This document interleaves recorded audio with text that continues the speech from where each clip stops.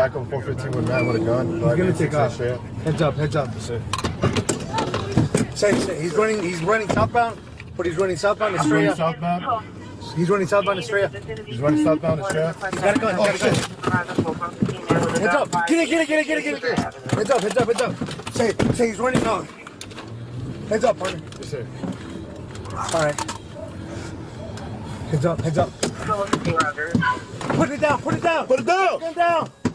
Hey, Juan Gonzalo, put it out. And 5'8", he's got a gun in his hand. Heads up, partner, heads up. 5'8" and He's southbound, Gonzalo 5'9". Gonzalo 5'8", he has gun. Yeah, we're southbound Gonzalo. He's got his gun in his hand. We're southbound Gonzalo from 5'9". Damn, heads up. He's running to the back of 5'9". He's running to the back of 5'9". He's got a gun. He's got a gun in his hand. Hey, put the gun down!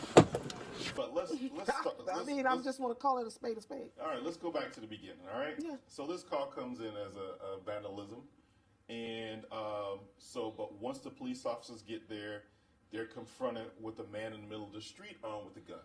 Correct? Yes. Okay. So this man runs away. This suspect runs away. He goes and he puts himself between a tree and a house, and he points the gun at the police officers in the car. You see the police officers. They stop, they draw their weapons, and they're ready to engage him if they have to. So right there, as a police officer, and we've been police officers for a long time, we're retired now, obviously, but that puts you in the mind of, okay, this guy has a gun, he's not afraid to point it at us, and then look at all the other people around. So you got cars, you got people walking up and down the street.